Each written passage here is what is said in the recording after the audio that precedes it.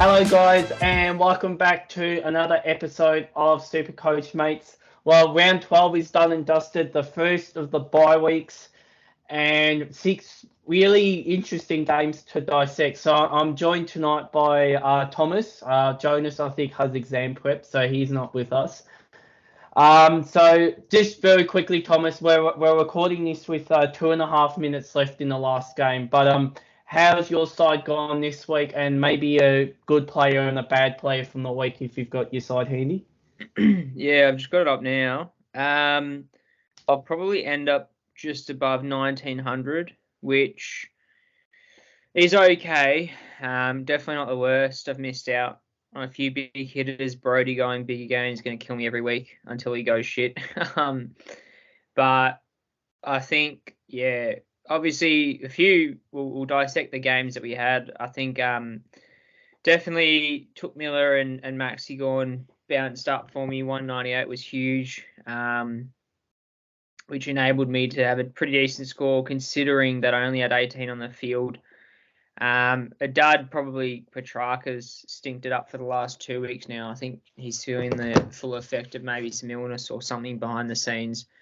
But he hasn't looked 100% right, but he's obviously been a bit shit for the last 2 weeks. But how have you been going now with I think 2 minutes to go with this game? Yeah, so I'm at 1942 now. Yeah. So my stud for the week, well, it has to be Max Gorn. 198. I know some people are thinking of trading him, but I think based on that, his break even this week was like 150 something. I think off the top of my no 119. So he's gonna go there. I reckon if you've got a Bruce or someone like that, Sam Hayes, if you can afford Max Gorn, Yeah. I think he's primed to come in given what's going on with Darcy. I don't know what Darcy's actually on at the minute. I presume it's not that. He's on 60. So, yeah, I still think Max Gorn is the number one ruckman. And the the dud, well, I'm actually going to dud myself here. I changed captains that many times. I originally had it on Oliver. Well, actually, to start off with, I actually had it on Rory Laird. So I took it off Laird. I then put it onto Oliver. Took it off Oliver. Put it onto Will Brodie as a bit of an out there one because he has been scoring well. And then basically at the midway through the third quarter when I turned on the Collingwood game, I'm like, nah, let's go Lockie Neal. And I've ended up costing myself probably 60 odd points. So with Neil only on 85 and Will Brodie on 130. So I guess that's a lesson learned is don't try and be too creative with your captain. Just pick one guy and stick with them. But anyway, moving on. So the first game of the week, so the Western Bulldogs Geelong game. I'm just going to share my screen with everyone here real quick. There we go. So the Western Bulldogs Geelong game here. So obviously Geelong won this game, fast start. I want to talk to you about Bailey Smith. So only scored the 67 points. He just got forward eligibility, but he's been suspended or he's been offered a 2-week ban by the match review officer. Yeah. This is probably the worst possible timing for a premium to be suspended, given that we're going to have to rely on these guys to get us through. What are you planning on doing with Bailey Smith if you had him? And would you even consider trading him out? Like I think our colleague Jonas is thinking of doing. Yeah, I mean, I was in the fortunate position I picked up Pendley instead of Baz, which has seemed to work out okay so far. I think he's had a few shoulder issues, but I think he should be okay. Hopefully, scored above 100 there, which was quite nice to see. But yeah, Baz, stupid act, I think, even though it didn't seem much in it. Unfortunately, I think 2 games, in my opinion, is a little bit harsh, but I guess they're trying to rub that out. Yeah, I think you just got to trade him, I think. I want to say you could probably hold on, but I think in the situation we're in at the moment with the Dogs having their bye next week, essentially going to miss out on 3 weeks of him, even though 1 week doesn't really count with his bye. But Yeah, I think there are some concerns coming up. I mean, the Dogs got smashed incredibly early, so none of the Dogs' mids really touched it when it counted early on. And they jumped up a little bit towards the end, even though it was only 13 points. They came back a little bit, and then they slowed down again. But yeah, he's one that I'd probably get rid of if I was in that situation, unless you got decent cover. But I think it puts you in a beneficial position because you could get rid of him and then bring someone that's come off their bye, perhaps say Zach Merritt in the midfield, maybe some DPP to allow that to happen, maybe Jack Sinclair or something, and then you can have them for the next 2 weeks. So you're not worrying about losing 2 more weeks of scoring, and then you've got to worry about, well, he misses the bye, and then he has the week off first round, and then the next round when everyone's close to having a full primo side, you're already one down because he isn't playing. So, yeah, it's a tough one. Maybe I'd say if you're in a luxurious position where you're pretty much, say you've got to full primo and you can afford to have an extra premium on the bench, say like you had an Isaac Heaney and stuck fat with him, and then you can sub him on as a mid forward swing on a bench, perhaps might be useful. And in that situation, I'd hold Bailey Smith. But yeah, I think in this scenario, when you're missing out on 3 decent weeks of scoring potentially, and you can get, you can nullify that by bringing someone else on when he's off on his bye next week, would be quite beneficial, I think. Yeah, and I think Josh Dunkley is the same boat. I think I wouldn't be trading out Josh Dunkley, but he did have a bit of a down. No, I think you've got to try and. I think you probably should really be beyond that at the minute where you're trying to trade out premiums unless they're injured. So I'd hold fire on Josh Dunkley. And someone who we might have to trade, unfortunately, is Sam De Koning. I've still got this bloke, but given the fact that we should be looking at getting in premiums, can we hold De Koning? Given that I think Geelong's bye is, I want to say it's this upcoming week. I think. This upcoming week. Can we hold De Koning, or do we think it's time to flick him over to a premium? He's done a wonderful job. He's made us like 250k, and he's still probably going to keep making money. But given that we probably should be aiming for full sides, is this the time to get rid of De Koning? Yeah, it's a bit of an unfortunate situation. I think we'd probably get rid of him now. He looked really, really good. He definitely slowed down. He could have had a 90 score the way he was going, or even 100 if we were lucky. But, yeah, I mean, I got rid of him 2 weeks ago. A week ago, 2 weeks ago, one of the two, to bring in a premium. So it's one of those situations where I think you just got to appreciate that he's done a lot of good things to get to where he's at with his scoring. And then if you can flick him off to, say, a Sinclair or another premium on a different line, I definitely look towards doing that because, I think you just don't want to hold on too long and then you miss out on having a pretty good price to get rid of him, because him and Paddy Mccartney, I guess, are in the similar position where they're just consistently scoring above your 70s, which you 100% take as a rookie. But I think if you're able to get a good premium for him, then I'd definitely bring him in. It's one of those situations where, hey... Oh, no, keep going. I was going to say, it's one of the situations where, if you are forced to having to bring in a premium that you're not happy with, then I wouldn't bother trading him. But, yeah, off his bye, everyone should have enough money to bring in a top liner premium for him, considering that he's, one up, one down away from a top liner on any line. Yeah, so he's 348 now. He's probably going to be nudging the 365, maybe 370 mark. So given that, I'm just on here now. So given that, if I can given that, so Doherty's only 531, Houston's 533. I mean, they're 3 of the top 5 defenders, and they're only about 140k jump. So yeah, I think if you can get rid of him, I think I'd definitely be going down that path. And I'll just touch on Tom Stewart real quick. Unfortunately got concussed. You can't really do much about that, but I definitely wouldn't be trading him out. You still He's only going to miss the one game, and I think he's still at this stage probably a top 2 defender. I think he might actually be the top defender on average. So, yeah, I'm definitely keeping Stewart, but it wasn't ideal to see him get concussed. I'll say that much. Moving on to the West Coast Adelaide game. I'll probably not really a lot to discuss about this game, but I will touch on Roy Laird real quick. 136. I think if you haven't got him, I think you're gonna need him in the second half of the year. I think he's almost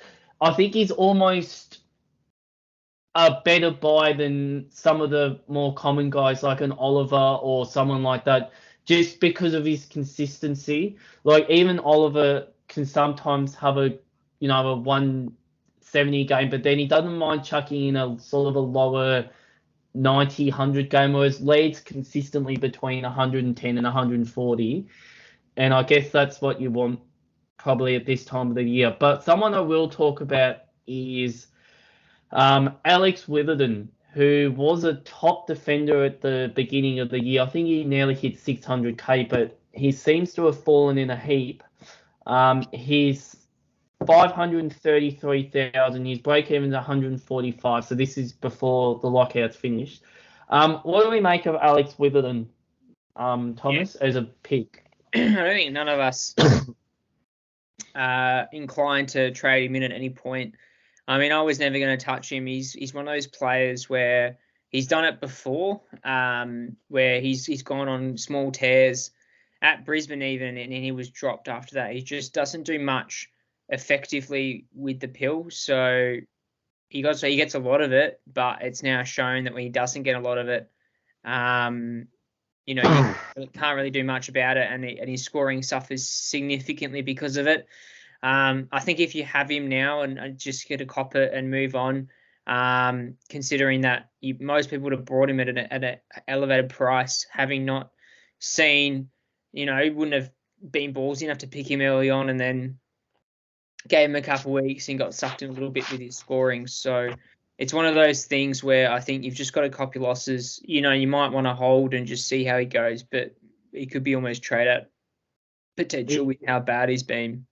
Yeah, and just going back to the other game, I forgot to mention Tim English as well. Only the 80 points. I wouldn't be trading him out, given that he's probably a top 2, top 3 forward. No, he was. I think he was just teamed up against Blitzarves and Stanley were both actually quite good athletic ruckmen, which can run around with him. So not many ruckmen can actually keep up with English in that regards, and those two did really well. So, yeah, I wouldn't be too fussed because, the whole dog side was pretty underwhelming. Yeah, I don't really think there's anyone else to touch on it with this game. So moving on to the Gold Coast North Melbourne game, I will give a shout out to Matt Rowell, who I've still kept, and he's now left me in a really difficult position with 125. But if you've kept Matt Rowell like I have, can you possibly look at keeping him beyond, or do you think now's the right time to get rid of him? It's a good question. Who they play this week? They've got the bye, and then they play Adelaide off the bye, and then they've got Port Adelaide. That's their next 2 games. Yeah, it's an interesting one. I think. I mean, they played North, and North are horrific, and they played it also in Darwin, which Gold Coast did play. The week before in Darwin as well, so had experience up there in very tough conditions, and I guess they were just more used to it. It's an interesting one because. Yeah, I'd be more inclined to get rid of him now and appreciate that he's got his 125 score and move him on, because you get another warm body on field because he's on his bye next week. I think it'd be a bit more of a precarious situation if he wasn't on his bye and he had another match and then his bye. But he's one, I think, that because he has his bye this week, you can just get rid of him and maybe bring a top liner in. You could easily swap into Zach Merritt, who's fairly cheap at the moment and coming off his bye. You can get him Parrish. There's a fair few other options there. So I think just with the volatility of Rowell, and he's prone to the 60s and 70s and whatnot. I think you just rather get rid of him now rather than later, rather than risking a poor score coming up. Yeah, I'm with the same boat. I think I'm going to check what his break even is and if I can afford to keep him on mine. But yeah, I think he's done his job, so I think he's on borrowed time. Yeah. So moving on, so North Melbourne, I don't really think there's anyone here from North Melbourne to talk about. Maybe Horn Francis. If you've still got Horn Francis, I definitely think now's the right time to get rid of him, given that I think North Melbourne have the bye this upcoming week. No, they've got it in round 14, but I think he linked off injured. So I think cut your losses with Horn Francis. Have you got anything else to add from this game? I mean, shout out to Malcolm Rosas who each week and the 1 week he asked him to perform, he whips out an 83. I mean, I kind of expected him to do half okay against North, and he's definitely shown his capabilities. But I think he's on the chopping block with his bye coming up as well, just to get rid of him whilst you have the opportunity to do and bring in another top liner. But yeah. Goldstein is another one that's actually been quite impressive. Even with Tristan Xerri coming back into the side, he rucked against Wits, which is no easy feat, and he still managed just under 100. So definitely one that I guess you probably missed the boat with regards to bringing him in. But he's one that's been definitely quite impressive if you manage to bring him in as a bit of a POD a couple of weeks ago, and Xerri was out to start with because he was ruck forward eligibility, so with the DPPs coming out, so he's definitely a little bit handy to have, and he's been more impressive than some of the other forward primos that we've had in our sides, I think. Yeah, I think so as well. Moving on to this Melbourne Sydney game, which was a bit of a surprise result. I definitely thought Melbourne would win, so I'm really worried now about next week, given the fact that Collingwood are going to play Melbourne off 2 losses. I'm not really sure, but we'll quickly touch on the big man. Max scored 198. Almost single-handedly got Melbourne across the line. I don't really think there's much more to say other than I think if you don't have him, I think he's going to burn you in the second half of the year as long as he doesn't get injured. And I think Oliver will as well. I hope that just a bit of a flashback here. I hope that listener a few weeks ago when they asked the question of whether or not not going in with Oliver was a risk in the second half of the year. I hope that you've picked him up, given the fact that he's probably burnt you if you haven't got him already. Yeah. So to that listener out there, I've forgotten your name, but if you did pick Oliver up and you listened to us, well done. Just want to touch on Christian Patraka. So I'm not in this boat, thank goodness for that, because he seems to be a bit of a Dustin Martin Mark II, where he just isn't scoring as well. Maybe still recovering a bit from that illness, but only the 70. What do we make of Patraka, Thomas, since you've got him? I got him purely because of price. It's a bit unfortunate. I mean, he, prior to that, the last 2 weeks, he was on a 5-round average of 120 or whatever. Yeah, it's ridiculous. Yeah, so he's one of those things. I think he just dropped a little bit. He definitely didn't look right at all last week, and it just seems to have come again this week. He was on like 30 at quarter time, and I thought, oh, you beauty, we're on a 120 here again. But just completely fell away, as did a lot of Melbourne players when Sydney came back. And I think the break will do him a world of good and hopefully bounce back. I would be concerned if he doesn't perform on Queen's birthday. He's prone to dominating on a big stage.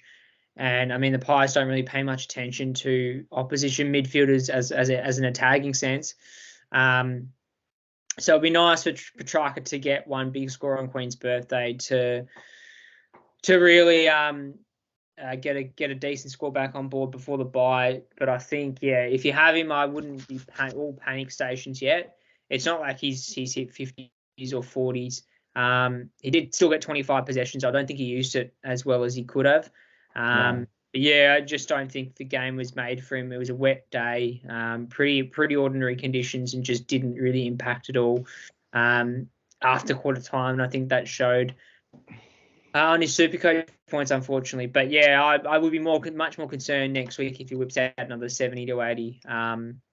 And then yeah, it could be an underlying injury issue or yes, if he still suffered from his illness, you'd probably give him a pass and hopefully bounces back and with an extended break until next Monday. Yeah, I think his break even's going to be over 200 next week, so I think he's going to be very popular in a couple of weeks. Or if you've still got that one midfield spot in your midfield and you want to bring him in, I think definitely going to be very popular. What about Luke Jackson? So I know our colleague Jonas is in this boat, and he must have been annoyed watching Gorn get 198 and Jackson is sitting down here on 52. What do we make of Luke Jackson? Is he someone who can carry in the second half of the year, or do you think it's time to move on, Luke? Yeah, I think Jonas was in the minority when he picked him up and went for a bit of a Hail Mary when he picked him up.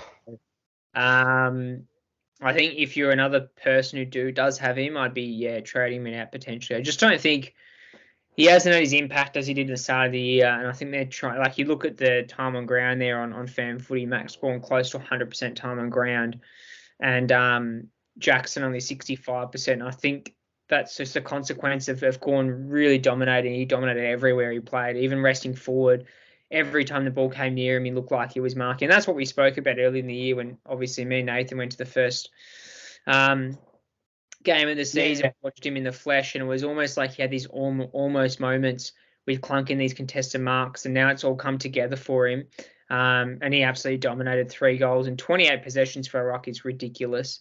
And it just seems that he's found his mojo back again, and hopefully, the last time he said he would hopefully continue his good run of scores. It was an issue where he had a bit of a knee niggle and he couldn't really get going. But yeah, if he backs up against Collingwood on Easter Monday, he's well and truly back. And I think a lot of people were pouncing on him after his bye in a couple of weeks' time. Yeah, I think that's a no-brainer. So moving on to Sydney, what about Isaac Heaney? So bounced back with 96. I guess you can say that. He sort of looked like he was a bit back to his earlier season form, but then again, he did only have 19 disposals.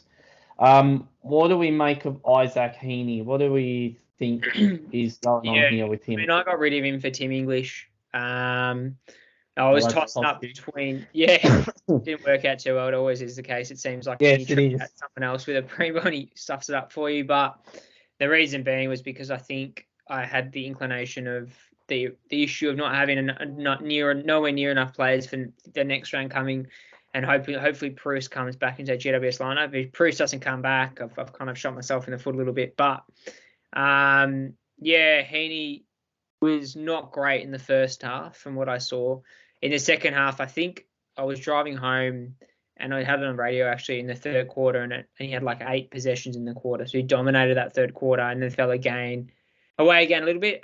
He did seem to play high up the ground with Papley back in the side. And it could actually also benefit him with Buddy back as well and Reid being full strength. He doesn't have to be the focal point in that Swans forward line for goal scoring. And he's a contested beast, so a lot of his possessions are contested based. But yeah, I do have my concerns with him being top 10, top 6, just because of his volatility. Melbourne fell away considerably towards the end of that game, and yeah, that's when Heaney pounced. So I think there are some issues with him still. I just don't see his consistency happening. Like maybe if it was like a 140, you'd be like, oh, shit, might have made a mistake. But still a sub 100 from a pretty influential second half is, concerning. But yeah, if you got him, you just take the 100 and run and keep having him until you have the chance to trade him. You might want to trade him out during this bye when he's got his bye. But yeah, he's one that we all know how talented he is and how influential his scoring can be when he's on. Yeah, and just touching on the player below that, Paddy Mccartney, I think he's in the same boat as DeConing. Maybe a little bit better. In that, I think if you can turn him into like a premium, maybe in the back line. I'm still not sure on those premium forwards, but I think if you could turn McCartney into someone in the back line, who's maybe the back line premium's a little bit more more narrow at this stage. I think that that's probably a good move with him. I think we'll move on. I see McInerney, he only got 60, so we're going to keep reminding you about that one, I think, Thomas. Moving on to this game here. So the Hawthorn-Collingwood game today, which is a great win for Collingwood. I think I can finally say now, I think the Tom Mitchell trade option is off the table. I watched him today. Like 32 disposals for only 83, just doesn't do much with it. He's always under pressure, it seems like. Yeah, I think John Newcomb's maybe eating into some of his points given how much of a contested player he is. But can't believe I'm saying this, but Sicily actually had a down game today. He only got 98, which is a really down game for him given where he has been. I don't really think there's anyone here to talk about from this game. Dylan Moore, another 81, so Jonas will be happy to see he's potted Dylan Moore a couple of times and he hasn't lived up. Maybe let's go to Collingwood here. Maybe let's talk about Scott Pendley. So only the 75. I know some people might have traded him a few weeks ago, mainly off my advice, so I do apologise for that. But what would you do if you had Scott Pendley now, given that he seems to be maybe slowing down a little bit, given his age and, it's coming into winter? What would you do if you had him? Well, yeah, he's been pushed into the midfield, I think, more often. I don't know, correct me if I'm wrong. Yeah, he's played the last quarter there. Yeah, pushed a lot more in the midfield. And he just doesn't get the ball where he used to be. Like, when he played that SuperCoach friendly role, he was playing off the half-back line, pretty much getting any loose pill and then moving into the midfield during the fourth quarter when everyone else was cooked. So he had fresh legs going into that midfield. But seems like now he's been playing a lot more CBAs and just not getting around the footy. You've got DeGoey, Crisp, Lipinski at times, and then you've got Taylor Adams doing pretty well in there as well. So, yeah, I think there's just not a lot of points to go around that midfield with Pendlebury as well. And he just, I think he's gone a bit past him in regards to SuperCoach scoring now, and I think you probably get rid of him into his bye. I mean, I'll maybe leave him for one more game against the D's and see if he can, get a decent score on the board because of how many players are missing with the round 13 bye, with this bye coming up, round 13, I think it is. So, yeah, he'd be one I'd be looking to get rid of, though. I think you just cut your losses where you can and get someone a bona fide premium in, because essentially it's a sideways swap rather than going all the way down a rookie or something. You just get the next best player in. And what about Nick Dacos? So I've still got him. I know some people have probably traded him out, but I think most people probably have traded him out. Although he's still in 53% of sides. 113 on the weekend. What would you do if you had Nick Dacos? Because I'm actually planning on keeping him as my D7M9 and having him as a swing player if I can afford to.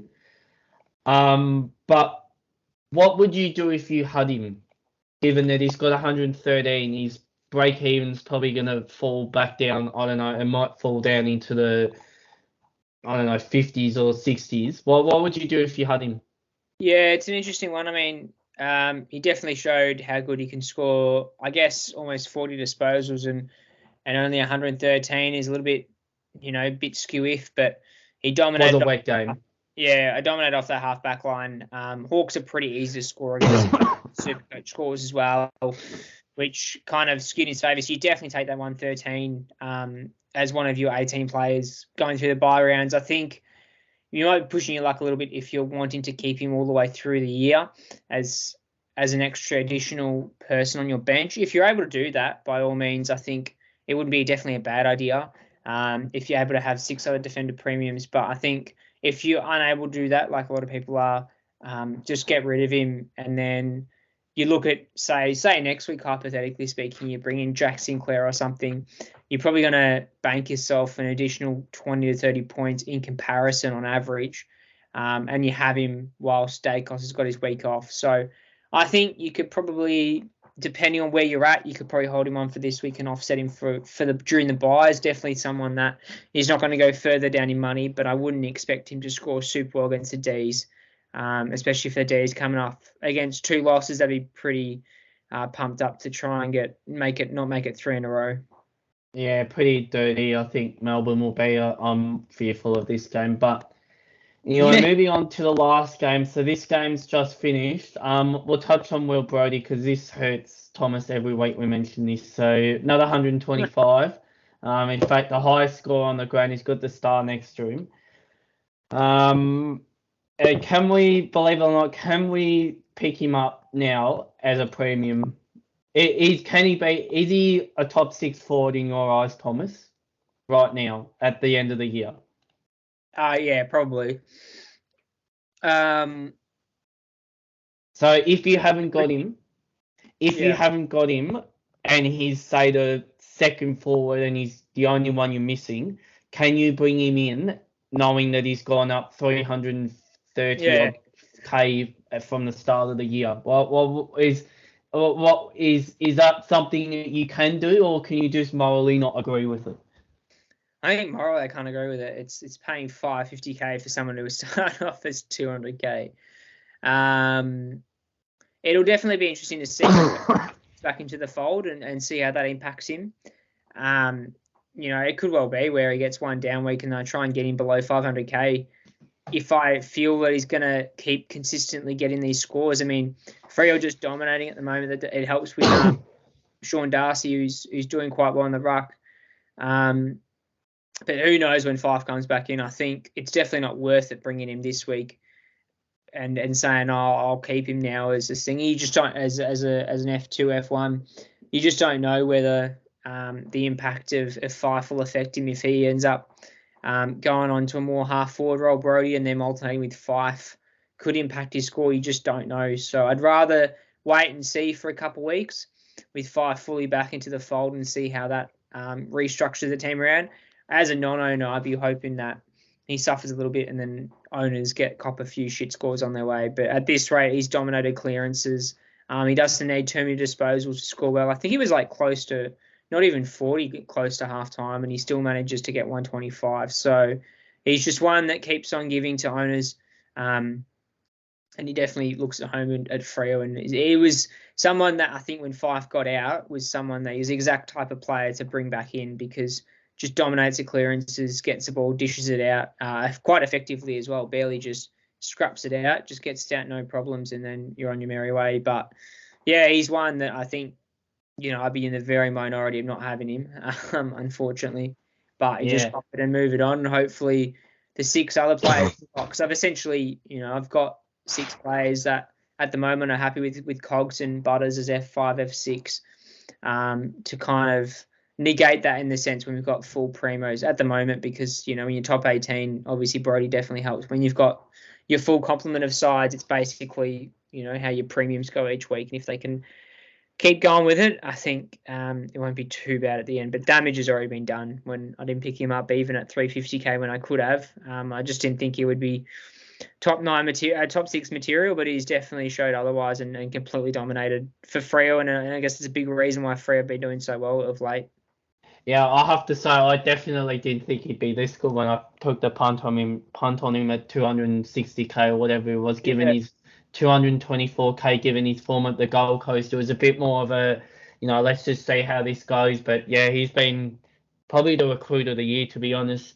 Want to talk to you about Sean Darcy as well. So only the 59. I believe our colleague Jonas is just suffering really badly in the rucks at the minute.